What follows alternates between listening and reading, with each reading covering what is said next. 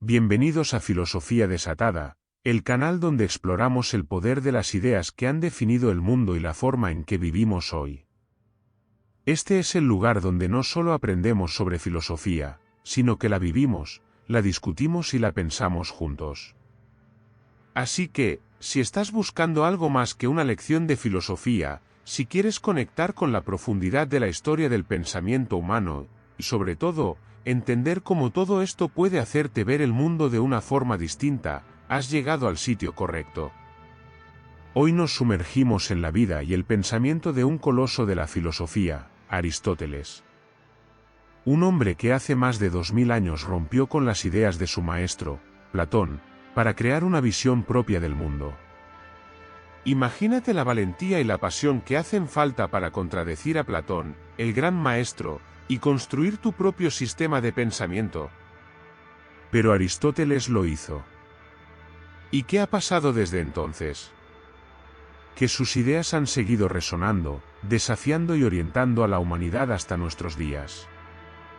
Vamos a hablar de su vida, de sus descubrimientos y de cómo su filosofía cambió nuestra comprensión de la realidad, el conocimiento, el alma, la ética y la política. Cada concepto, cada reflexión que Aristóteles nos legó tiene una fuerza asombrosa.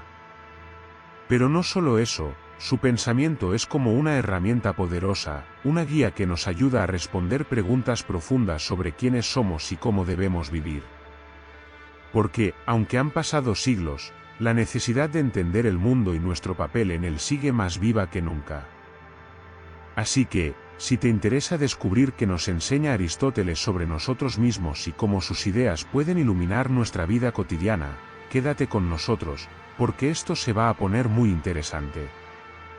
Además, no olvides suscribirte y activar las notificaciones para que no te pierdas nada de lo que tenemos preparado aquí, en Filosofía Desatada. Ahora sí, comencemos este viaje. Para entender a Aristóteles y su filosofía, lo primero que debemos hacer es conocer su vida, una vida que nos muestra a un pensador apasionado y curioso, siempre en búsqueda de respuestas. Imagina, Aristóteles nace en el año 384 a.C., en Estágira, una pequeña ciudad al norte de Grecia, en Macedonia, dentro de una familia dedicada a la medicina. Desde el principio, Aristóteles estuvo rodeado de preguntas sobre la vida, el cuerpo y la naturaleza. Su padre fue médico en la corte de Macedonia, así que el joven Aristóteles creció en un ambiente de conocimiento, observando el funcionamiento del cuerpo humano y los misterios de la naturaleza. A los 17 años, el destino lo lleva a Atenas, la cuna de la filosofía, donde ingresa en la Academia de Platón. Y, atención, porque no estamos hablando de una visita breve. Aristóteles pasa 20 años en la Academia. Imaginen eso, 2 décadas sumergido en las enseñanzas de Platón, absorbiendo, reflexionando, cuestionando. Fue una relación de maestro y discípulo, sí, pero Aristóteles no era de los que simplemente aceptan. Y eso se notaría más adelante. Sin embargo, la vida de Aristóteles no fue solo estudio en la Academia. En el 347 a.C., cuando Platón muere, Aristóteles abandona Atenas. ¿La razón? El ambiente en Atenas se vuelve hostil para los macedonios, y recordemos que Aristóteles es macedonio. Así que decide retirarse a Assos y luego a Mitilene, en la isla de Lesbos. Allí, lejos de la tensión política de Atenas, se dedica a estudiar la naturaleza. Aquí vemos el espíritu incansable de Aristóteles, nunca deja de aprender, nunca deja de explorar. Es durante este tiempo cuando desarrolla su interés por la biología, observando la vida en sus diferentes formas. Esa curiosidad por entender la esencia de la naturaleza lo acompañará toda su vida. Pero los giros en la vida de Aristóteles no se detienen. En el año 344 a.C., recibe una oferta inesperada. El rey de Macedonia le pide que se convierta en el tutor de su hijo, que no es otro que el joven Alejandro, quien más tarde será conocido como Alejandro Magno. ¡Qué responsabilidad! Así que Aristóteles regresa a Macedonia para educar al futuro conquistador, y durante 2 años se dedica a formar no solo a Alejandro, sino a un grupo de jóvenes de la corte. Pero, aunque Aristóteles aceptó este encargo, años después escribiría sobre los jóvenes, con cierta desilusión, diciendo, los jóvenes creen que ya lo saben todo. Finalmente, en el año 335 a.C., Aristóteles vuelve a Atenas. Pero esta vez no regresa a la academia, que ahora está bajo la dirección de otro discípulo de Platón. No, Aristóteles decide fundar su propia escuela, el Liceo, también conocida como la Escuela Peripatética. Y es aquí, en el Liceo, donde enseñará y desarrollará sus ideas más importantes, rodeado de discípulos que los seguirán mientras camina, porque Aristóteles enseñaba paseando, moviéndose, en un constante ir y venir de preguntas y respuestas. Pero la tranquilidad no dura mucho. Tras la muerte de Alejandro Magno en el 323 a.C., resurge en Atenas el rechazo hacia los macedonios. Aristóteles, fiel a su estilo, decide retirarse de nuevo, diciendo que no permitiría que los atenienses cometan el tercer pecado contra la filosofía, recordando la condena a Sócrates. Y así, Aristóteles se retira a Calcis, en la isla de Eubea, donde fallece un año después, en el 322 a.C., dejando un legado de pensamiento y conocimiento que marcó para siempre la historia. Una vida impresionante, ¿verdad? Una vida que nos muestra el coraje y la pasión de un pensador que no dejó de aprender y de cuestionar, incluso cuando las circunstancias se volvían adversas. Así que, si quieres seguir explorando más de esta increíble historia y conocer a fondo sus ideas, suscríbete a Filosofía Desatada y activa las notificaciones para no perderte nada. Porque lo que viene a continuación te sorprenderá aún más.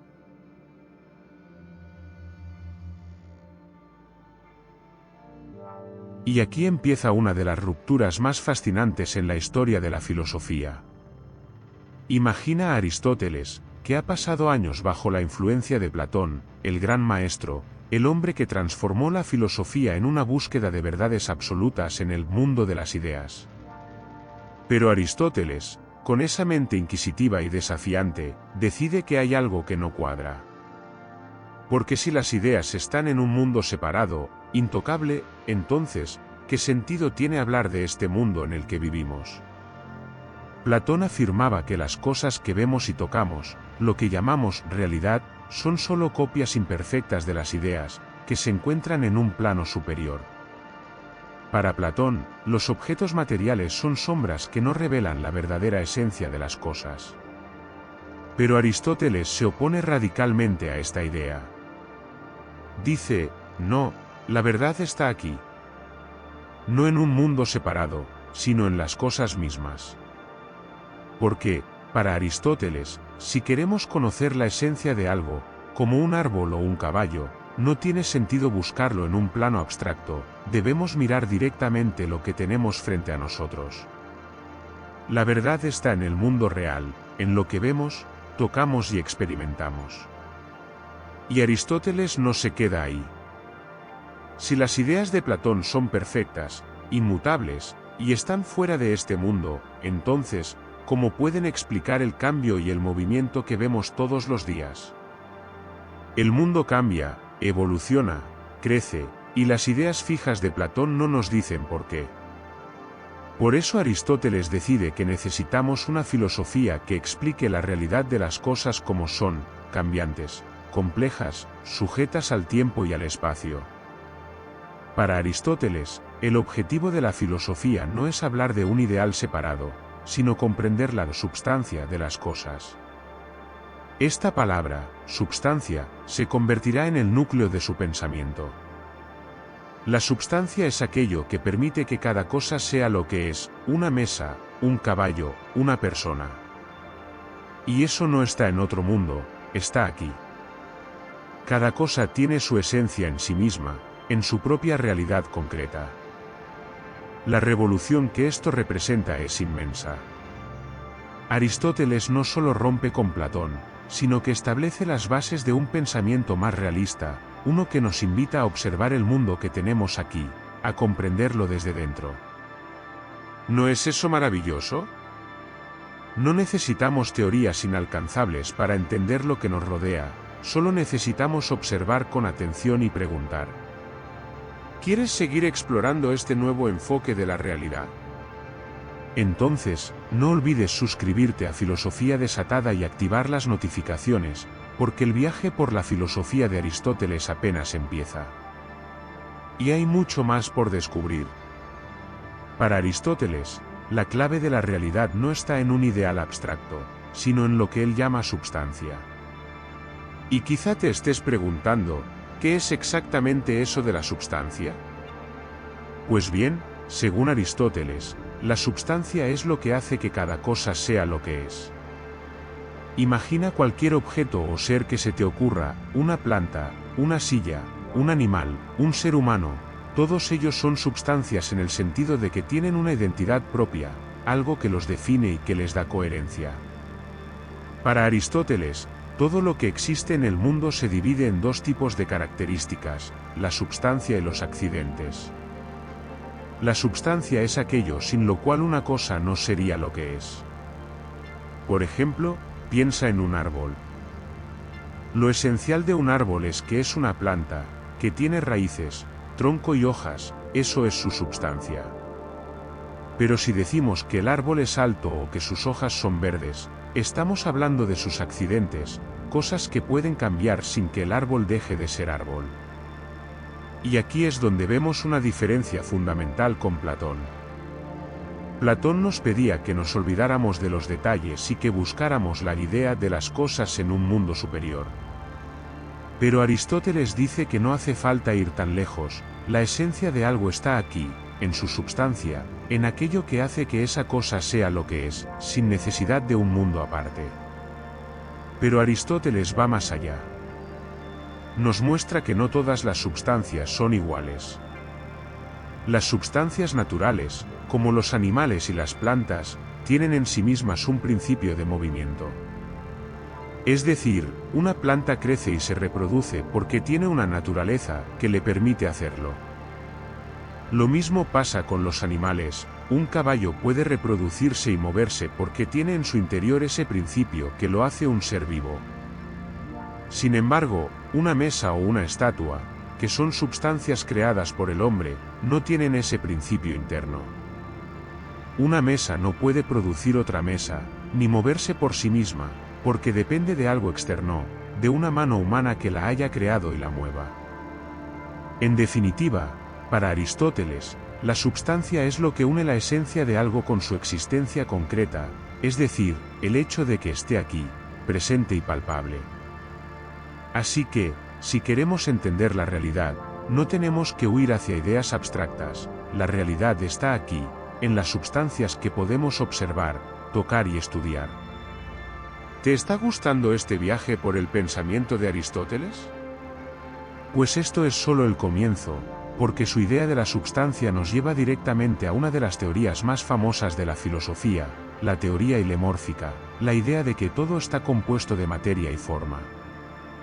Si quieres conocer cómo sigue esta historia, suscríbete a Filosofía Desatada y activa las notificaciones para no perderte nada.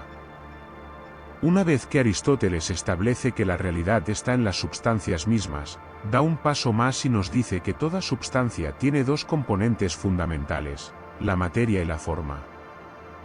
Esto es lo que se conoce como la teoría ilemórfica, de las palabras griegas ile, materia, y morfé, forma, y es una de las ideas más influyentes de Aristóteles. Pero, ¿qué significa realmente esto? Imaginemos que tenemos delante una estatua de bronce.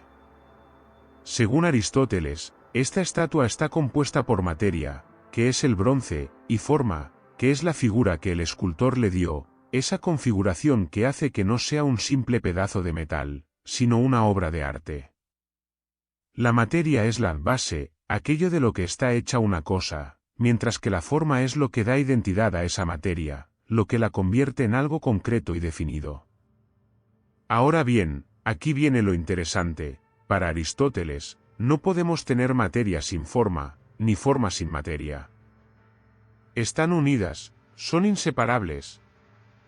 Porque, si lo pensamos, la materia por sí sola no nos dice mucho, un bloque de bronce sin forma es solo un montón de metal. Y la forma sin materia, no puede existir en la realidad. Es en la unión de ambas donde surge la verdadera esencia de las cosas. Entonces, ¿por qué es tan importante esta teoría? Porque Aristóteles no solo aplica la hilemorfía a las estatuas o a los objetos fabricados por el hombre, sino a todos los seres naturales, desde una piedra hasta un ser humano. Para él, un ser vivo también es una combinación de materia y forma. El cuerpo sería la materia, mientras que el alma, aquello que le da vida y movimiento, es la forma. Esto quiere decir que la naturaleza y cada uno de sus elementos no son solo materiales sin sentido, tienen en sí mismos una forma, una estructura que les da un propósito. Es más, Aristóteles argumenta que hay ciertas formas que pueden existir sin estar unidas a la materia, como Dios, al que describe como una forma pura, un acto puro. Pero para los seres del mundo material, la combinación de materia y forma es esencial. Porque es precisamente esta combinación la que explica por qué cada cosa es como es y actúa de la manera en que lo hace. Entonces, gracias a esta teoría hilemórfica, Aristóteles logra lo que Platón no pudo, darle una explicación coherente a la realidad sensible, al mundo que vemos, tocamos y experimentamos. Aristóteles no necesita un mundo ideal separado. La forma de las cosas está aquí, entre nosotros, unida a la materia. ¿Te sorprende esta manera de ver el mundo? Pues aún hay mucho más por descubrir. Así que no olvides suscribirte a Filosofía Desatada y activar las notificaciones para seguir explorando las ideas fascinantes de Aristóteles. Hasta aquí, Aristóteles nos ha mostrado que todo ser está compuesto de materia y forma, pero aún falta un ingrediente clave para entender el mundo que nos rodea, el cambio. Porque, a diferencia de las ideas inmutables de Platón, para Aristóteles la realidad está en constante transformación. Y para explicar esta dinámica, Aristóteles introduce dos conceptos revolucionarios, la potencia y el acto. Imaginemos que tenemos una semilla en la mano, una pequeña semilla de trigo. A simple vista, no parece mucho, pero en potencia, esa semilla contiene toda una planta. La potencia es esa posibilidad latente, es lo que algo puede llegar a ser, aunque todavía no lo sea. Y cuando esa potencia se realiza, cuando la semilla germina, crece y se convierte en una espiga de trigo, pasa a ser un acto. Para Aristóteles, el acto es la realización, la culminación de lo que algo puede ser. Así, en la potencia, encontramos la posibilidad, en el acto, la realidad. Este paso de la potencia al acto es la clave para entender el cambio. Todo ser en la naturaleza está en un proceso continuo de actualización de sus potencias. Es decir, cada ser tiene en su esencia una serie de posibilidades que va realizando a lo largo de su existencia. La semilla se convierte en planta, el niño en adulto, el hierro, cuando es forjado, se convierte en espada. Todo está en un constante fluir de potencia a acto, y este proceso es lo que Aristóteles llama movimiento.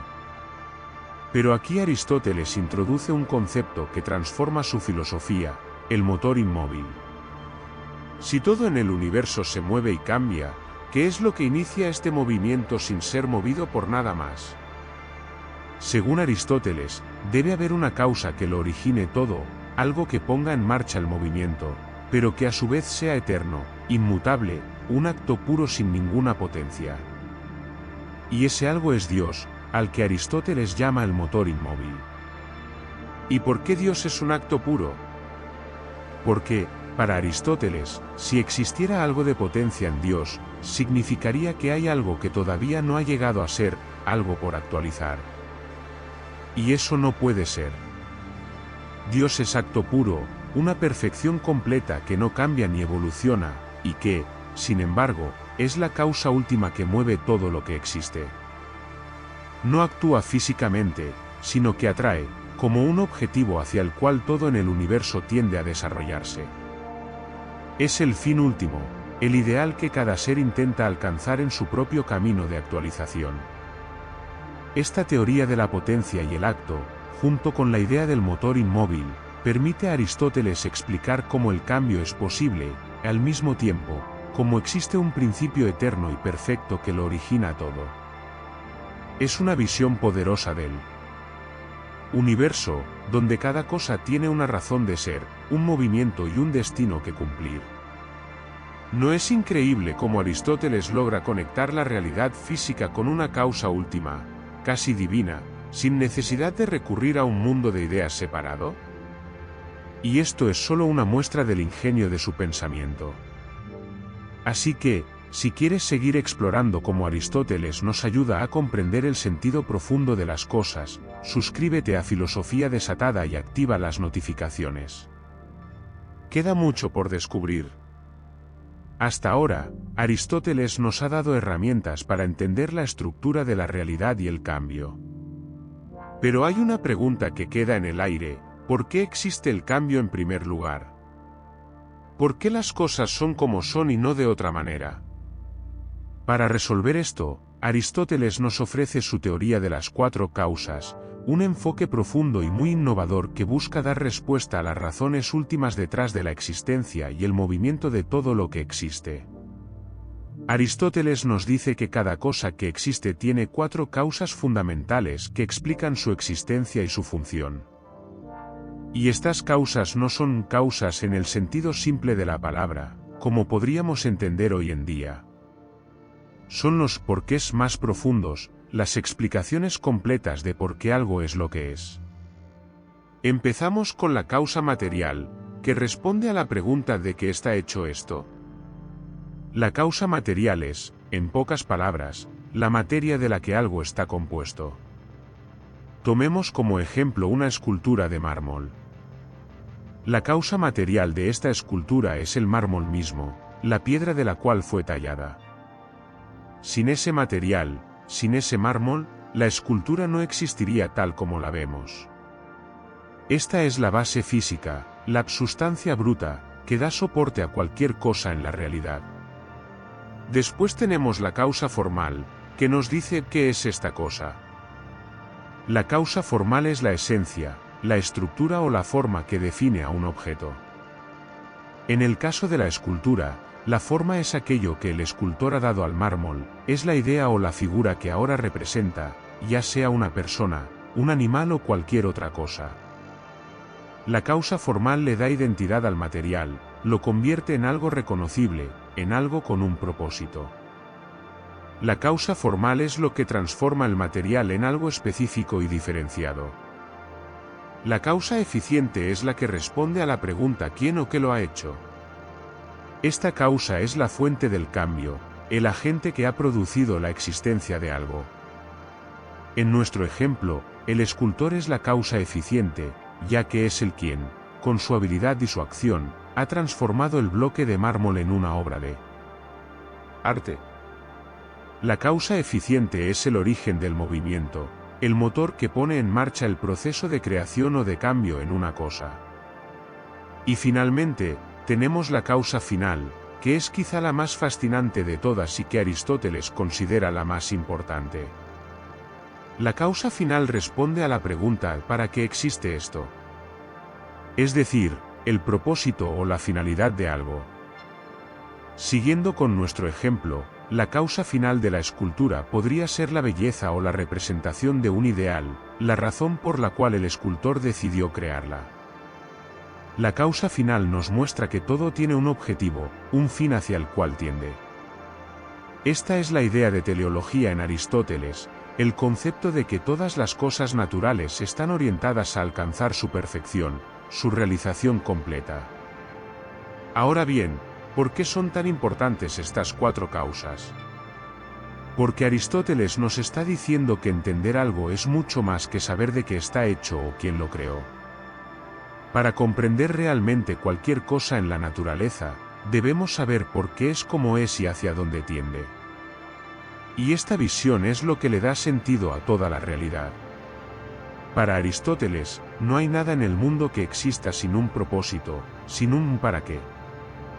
En la naturaleza, todo tiene una dirección, un fin, una meta.